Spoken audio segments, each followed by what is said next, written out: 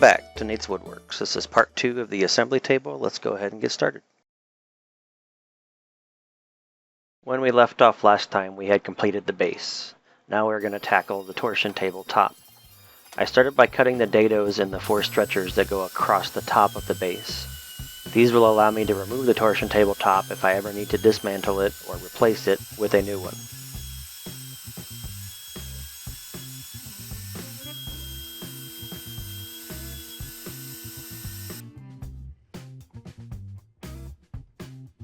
Once the stretcher dados were complete, I attached them to the base with glue, as well as countersinking 1 1/4 inch screws.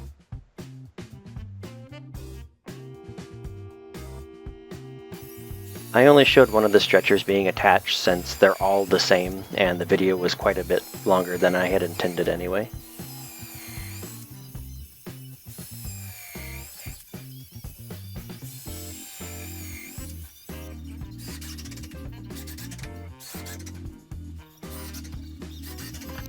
I also skipped the portion of the bottom of the torsion table, putting the rabbets in, since the process is exactly the same for the top as it is for the bottom. The only difference is when I laid down the pieces, I put them upside down so that I could put the rabbets in, since this will be the top, and then once the rabbets are in, it will be flipped over to set on top of the torsion table.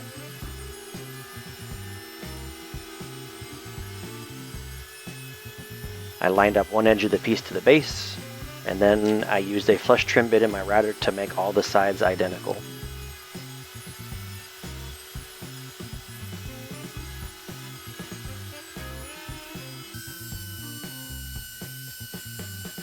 At the time, I did not have an edge guide for my router, so I went back with a 1/2 inch straight bit and a straight edge to make the rabbets in the edges of what will be the bottom of this table.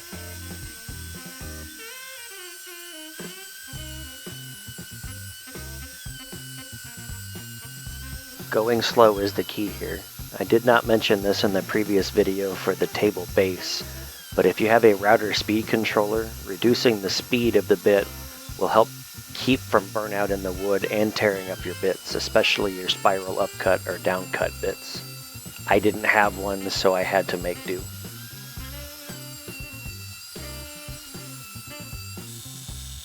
Next, I moved on to what I'm calling the torsion slats. These are basically supports within the table to help keep it from flexing or warping over time. There are a ton of videos online for different types of torsion tables. This is my hybrid design. It's not really a true torsion table, where the squares inside of the table are much smaller and gives it a much more rigid surface.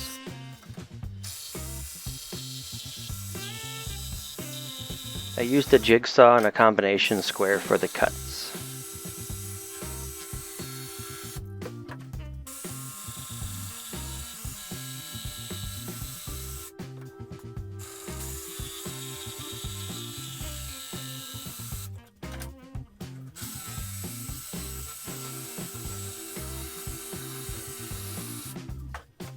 After I made the half lap grooves, I tested the fit to make sure there was no play. Any of the grooves that needed to be cleaned up, I used the chisel where it was necessary. Then I moved the assembly to the bottom of the torsion table and aligned it up. Skipping back a bit to before I had even assembled the base, I had measured and cut the puck style side pieces for the torsion table.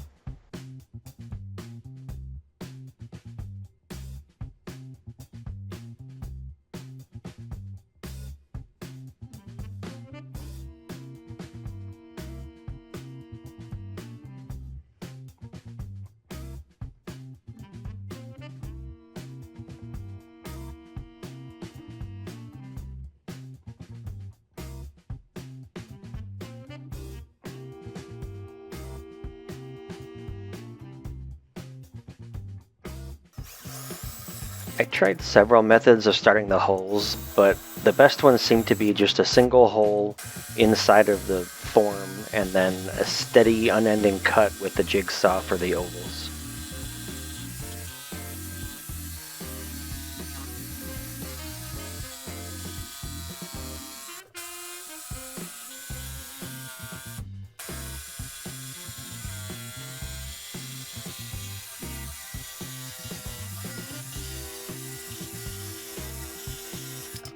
After the first test hole was cut, I grabbed a cut-off piece of 1-inch dowel and wrapped it in 120 grit sandpaper to smooth out the opening. Then I routed the edges with a 1/4 inch round over bit.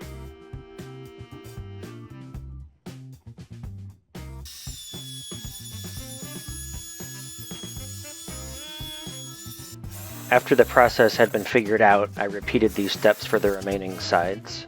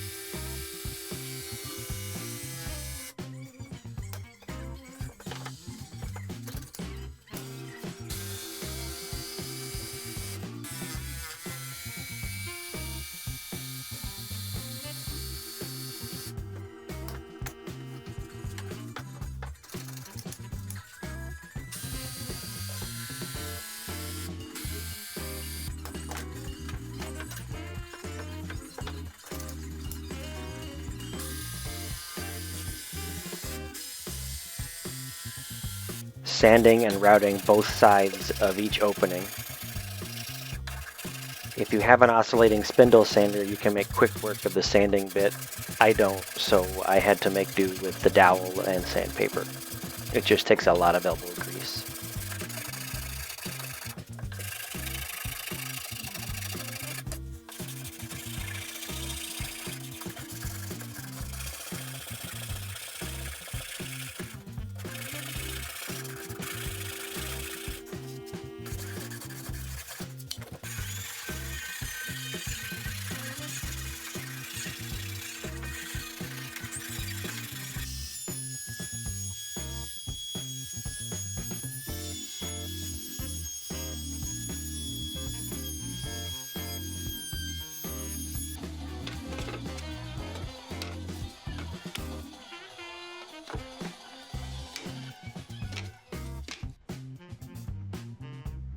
I wanted to make sure that the torsion slats did not move around on the base of the torsion table, so I used cutoffs of 1/2 inch MDF to make little stop blocks for each of the slats to help them stay in place.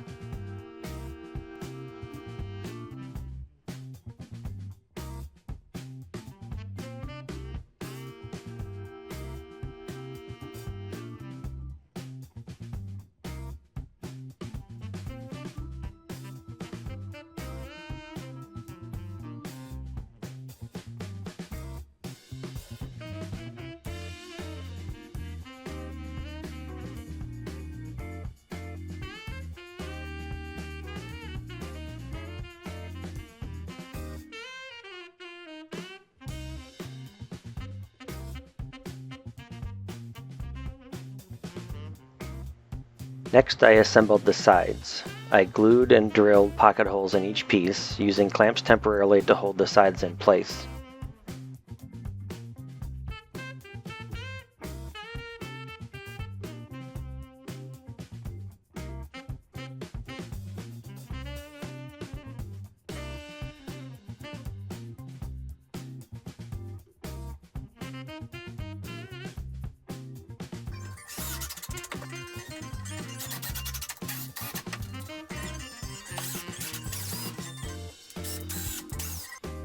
Once it was stable on the sides with the pocket screws, I added clamps to make sure that there was no bowing happening, since the table sort of became out of square due to the unevenness of the garage floor.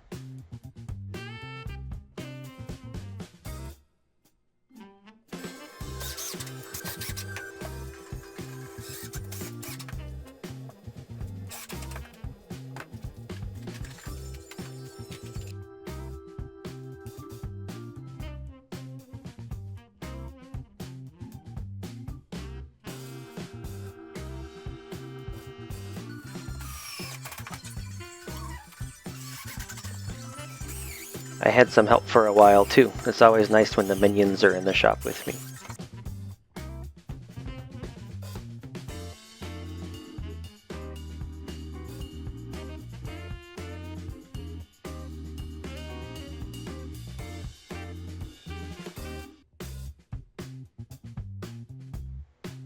And here we have the installed sides completed.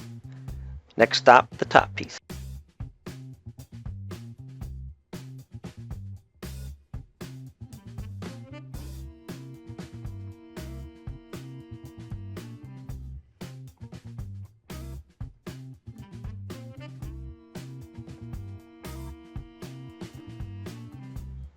I applied glue to the top of the torsion slat framework and then put the top of the table in place. I weighted the back of the table down since I had no way of clamping that side, and then I clamped the edges down, again with some help.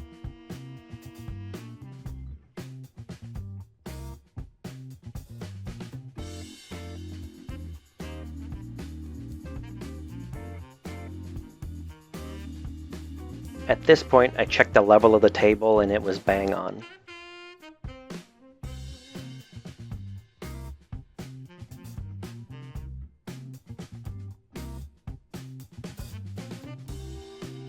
I wiped the excess squeeze out off of the sides with a wet paper towel just to make cleanup a little bit easier later on.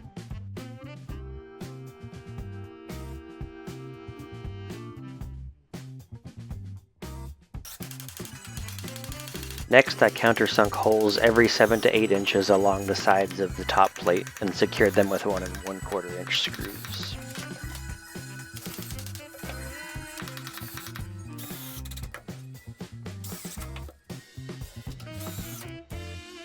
Now that the large piece was in place, I could move on to the smaller L-shaped rear pieces. I had more help with the gluing and clamping.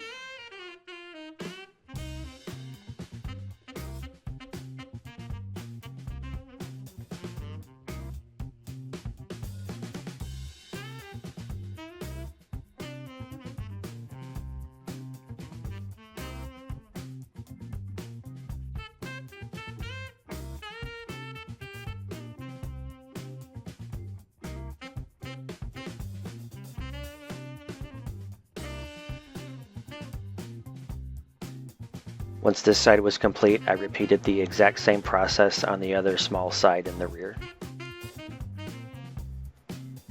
After the glue had dried, I removed all of the clamps and then started on the hard top. I used a 1/8 inch piece of high-density fiberboard.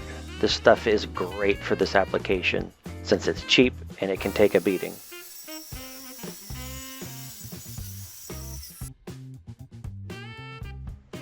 I measured the space for my 4x4 center post and cut it out of the HDF and tested the fit.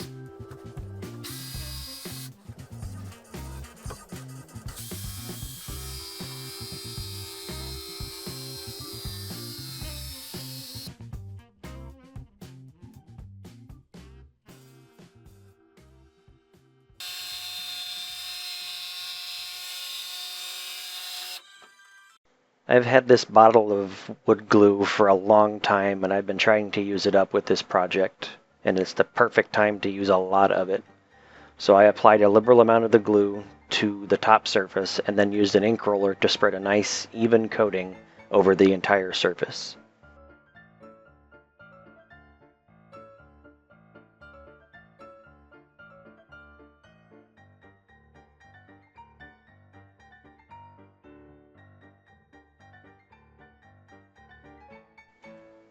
After that, I placed a large sheet on the table.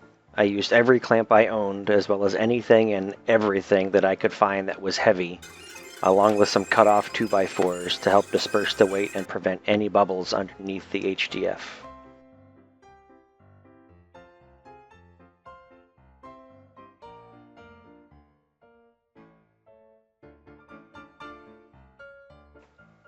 After the glue had time to set, I measured, cut, and glued the back pieces of the HDF the same way.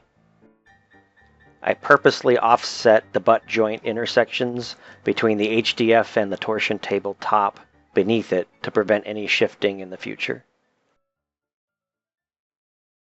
After the glue had dried, I used a 3/8 inch flush cut router bit to make the edges of the HDF even with the MDF beneath it.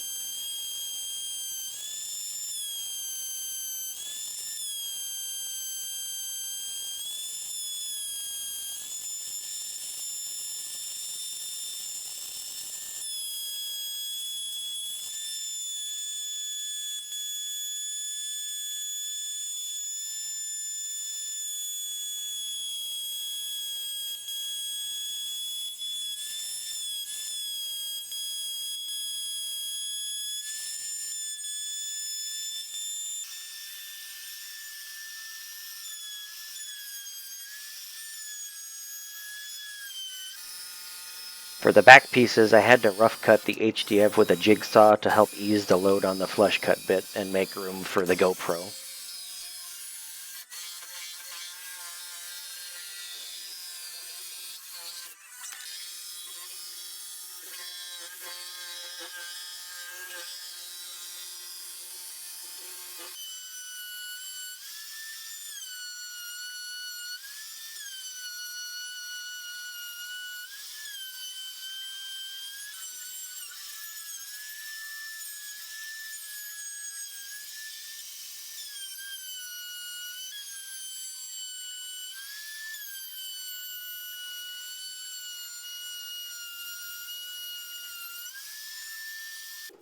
Finally nearing the end of the build, I started the molding by ripping 1x6 pine boards into just about 2 1/4 inch widths.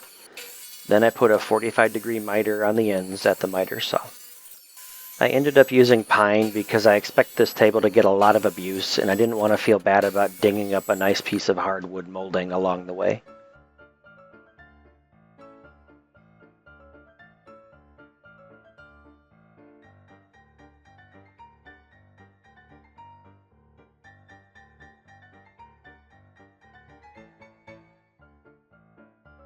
Once all of these were cut to length, I fitted them using a clamp on the end of the table since my arm would not reach.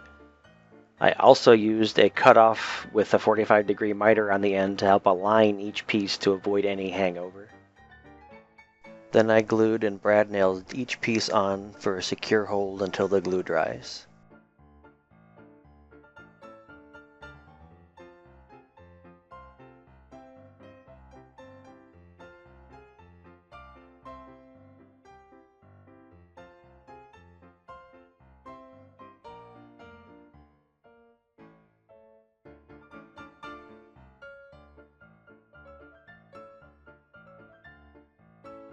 The back molding was done the same way with the exception of the miter on the side facing the cove in the rear of the table.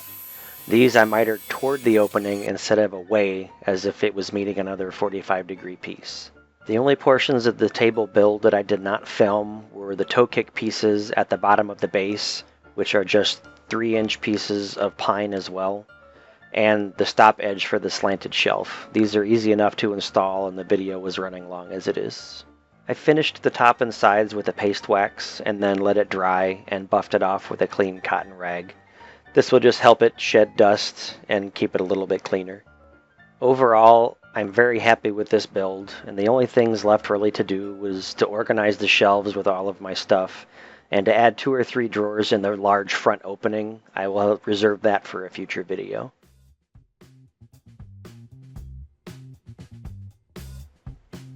I will also probably end up putting dog holes in the left side of the table as you're looking at the front, and attaching a sliding moccasin style vise in the front for an adjustable clamping surface. Please like and subscribe to the channel. There are plenty more videos coming your way.